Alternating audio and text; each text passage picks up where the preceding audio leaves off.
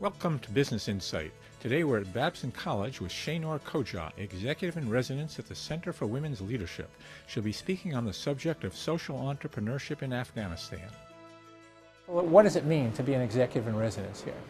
Well, Peter, what it is that I can come out here, I can talk about the work that I am doing at the company in Afghanistan, share some of the models with the professors, engage in case studies and discussions with other businesswomen.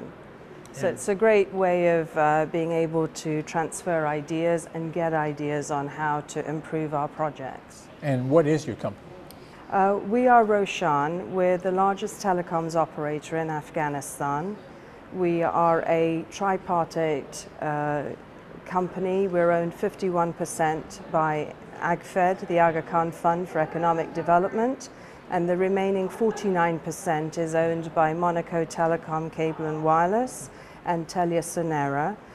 We've invested in Afghanistan in the infrastructure. We went in 2003. Today we have an investment of over $415 million in the country. We have paid taxes of $146 million, and we have 1,000 employees. 20% of them are women. We represent 6% of the GDP of Afghanistan, and we've created 30,000 indirect jobs. So a mouthful, but basically what we're doing is using social entrepreneurship on the ground to roll out our business model and thereby engaging the community in helping themselves and thereby helping the country in creating stability. Now we're about to hear you speak at the center here. Can you give us an idea of the sort of things you'll be talking about and if there are any key messages that you'll be trying to communicate to the students? Well, I think that the model is something that's very key. The second thing is not treating the Afghan people as a hopeless case or a case that require just aid. The fact is that the people are very entrepreneurial, they're very proud, and they're very capable. So how to mobilize that. I'll be talking about some of the hardships and business challenges, as you can imagine.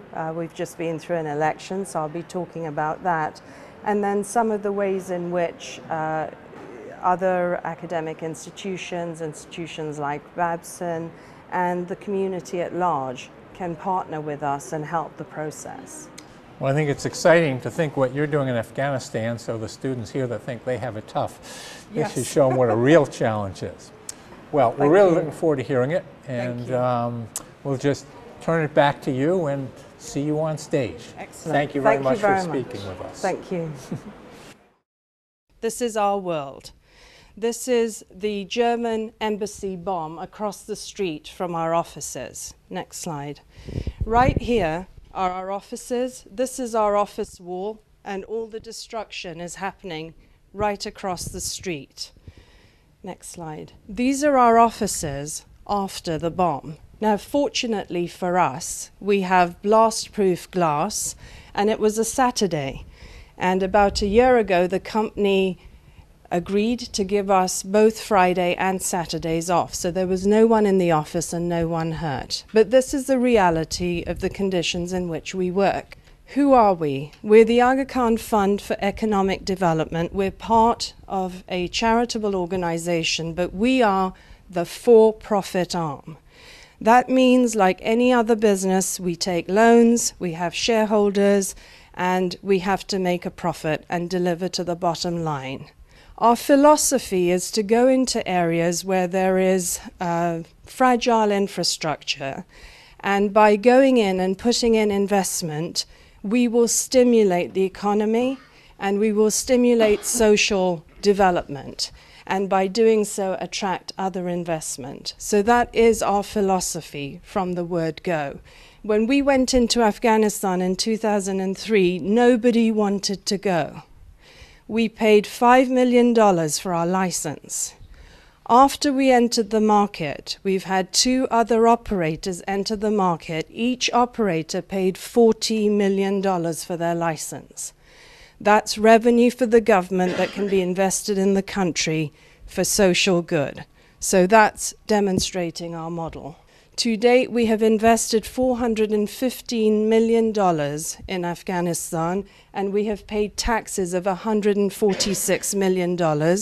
We represent 6% of the GDP of Afghanistan, and we've invested $6.5 million in corporate social responsibility. And I'll explain that to you a little bit later on. We spend $14 to $15 million annually on security. More recently, just before the election, we moved to a community model, community-based model. So what we did was we took the site and we said to the community, this is your site, and we're going to pay you to look after it, to protect it. And we will bring our social programs to you.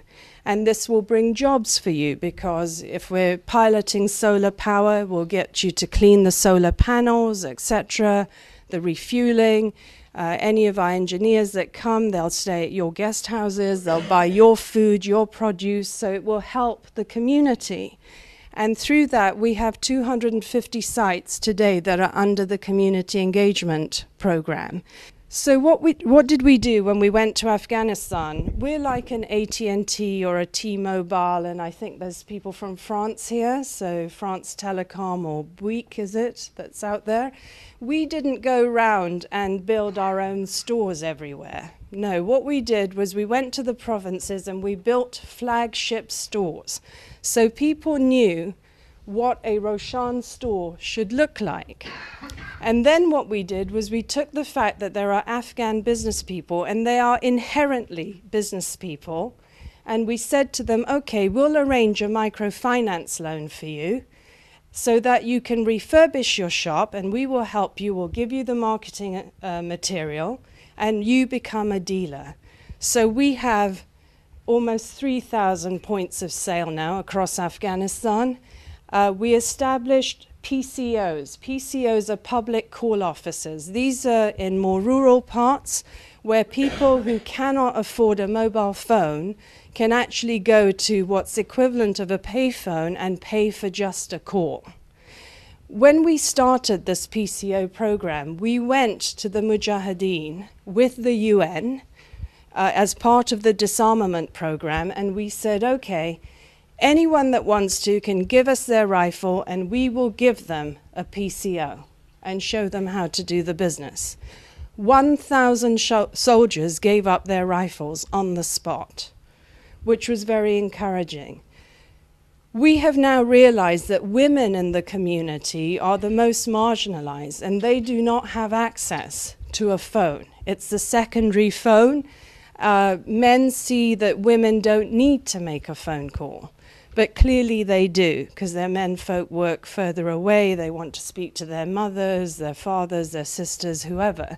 So we set up a program called the Women's Public Call Office. And here what we did was we arranged a microfinance loan and training for women, and we subsidized the airtime by 60% to the woman, but not for sale at 60% below, because we didn't want to upset the marketplace. The rate to any user was the same. But whereas a man would buy airtime for $100 and sell it for $125 and make $25, our women would buy $100 of airtime for $50 and then make $75, so they could pay off the loan quicker.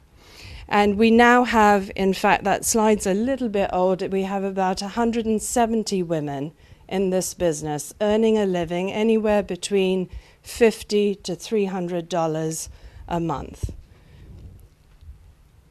What we also did was we created the first ever Western-style customer care center. Now, an important point about this slide is that we didn't treat the Afghan as a second-class, emerging market, developing world customer.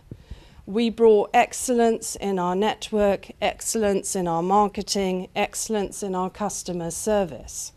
So we have operators that can answer in 4 or 5 languages. We take about 3 million calls per month on this. A lot of the calls are because men can't talk to women, And so this is a great way to talk to a woman. And it's a free call. So now we're thinking about maybe we will charge a bit for that. I think we could start a dating agency anywhere else. And what was astonishing to me was that 13% of our subscribers were women, which was quite fantastic. And it's really competition that's forced us to look at other segments and segment the market as you would in the Western world. Next, sorry, this is a woman-targeted advertisement. So I thought that might be interesting for you to see as well. Lalo, lalo, lalo, bache, ma, lalo, lalo, lalo. حالا پیشکش عزیزان با 4 شماره مورد پسندتان نرخ‌های خوب داشته و شما می توانید با 4 شماره عزیزانتان یعنی 1 شماره از شبکه‌های داخلی و 2 شماره روشن در بدل 2 افغانی پس از 2 دقیقه اول و همچنان 1 شماره بین المللی در بدل 10 افغانی پس از 2 دقیقه اول صحبت نمایید. فعال شدن پیشکش عزیزان رایگان بوده و همچنان همیشه در بدل تمامی تماس‌های دریافت شده کردیت رایگان به دست دارید. آیا خواب شد؟ بله. شب خوش عزیزانم. روشن نزدیک شدن. Banking, which is again a value-added service. In Afghanistan, 97% of the population do not have access to banking. There are only some 17 commercial banks, 38 ATMs. Imagine trying to get money out of a bank account with 38 ATMs. There are a lot of checkpoints. It's a cash economy, so when you get paid, you have to drive or walk all the way home to give your money to your family. And along the way, you'll be stopped several times, and you'll get shaken down. You'll have to give a bit of a bribe here and a bit of a bribe there. So the amount of money that you end up with in your hands is always much less. What we've done is we've brought mobile money in. What that means is you can electronically transfer funds to your bank account, to another phone. You can cash in and cash out. And because there are dealers all over the country, 233 cities, there are lots of points at which you can take your money out and send your money to. And this has been a great hit. In a very short period of time, less than 6 months, we have 130,000 subscribers. What struck you most about the talk, would you say? It was definitely inspiring. It was great to see a woman who's not only in a powerful position and who's doing great big things, but doing good things, and really cares about other people and not so much just, themselves and rising and being like a big leader in the corporate world, but really doing good for others. What do you think about what they're doing for women in business in Afghanistan? So that was definitely a very interesting thing, especially since she was brought here by the Center for Women's Leaderships. And Babson also has a program called the Women's Leaderships Program, which is a great thing here on Babson. So it was good to see that that they're not only making business more possible for women in Afghanistan, but giving them support, even little things like having a cell phone, just female empowerment in general. It was really great to see that. Any thoughts about things that you heard here that might impact what you'll do or your perspective on your own career? Well, definitely was always interested in the social responsibility of companies. Since we're starting to get more social entrepreneurial here at Babson, it's definitely something that I'm interested in. I'm taking a lot of corporate social responsibility courses, so every semester it's just becoming more of something that I know I want to do, whether it's a non-profit company or a for-profit like this. Just being aware that my actions are affecting other people is definitely something I'm going to be doing. What did you think about the talk in general? In general, I thought it was very inspiring. I have been doing a lot of research and have had trouble understanding what social entrepreneurship is, and I think that Shainoor and her work with Roshan have effectively defined social entrepreneurship in Afghanistan. And I think that's one of the most important things for people interested in the field to do right now, is just find what their social entrepreneurship is. Any particular things that she talked about they're doing that really you found inspiring? I mean, the catchphrase that they came up with I thought was fantastic. Nazdik Shodan, I think it is, which means bringing people closer. And being a student of business, caring so much about the people and their culture and what matters to the average person in a country was absolutely something different than the majority of primarily for-profit enterprises that I've looked at. As a man, do you think that the center has things to say for the male population here at Babson? The Center for Women's Leadership. Yeah, I think that I feel fortunate that I was invited to an event for the Center for Women's Leadership, and I hope that more men can be introduced to opportunities like this where we learn about building gender equity and not alleviating one gender at a time. And I think Roshan was a great example of ways that we can do that. Any of the particular things she talked about that they're doing that kind of stimulated thoughts in terms of things that you might do or do with a company that you might be with? Well, I was curious on the way that Roshan reported on its impact in the community. I think it's fantastic what they have done in Afghanistan, and if I were to create a social venture, want to think carefully on how we found ways that most effectively helped the community. And I think Shainoor said it the best, that anecdotal is great, but actual evidence of impact is the most valuable thing to an organization. So figuring out ways to get that right from the start will be huge for the future of social ventures, I think. Terrific. Anything else that just in general struck you about the talk? Just hearing the story on the individual basis of what it means for Shainoor to help the people of Afghanistan one at a time is really important to me. Market-based solutions can happen one person at a time, and I think that's important for everyone to remember.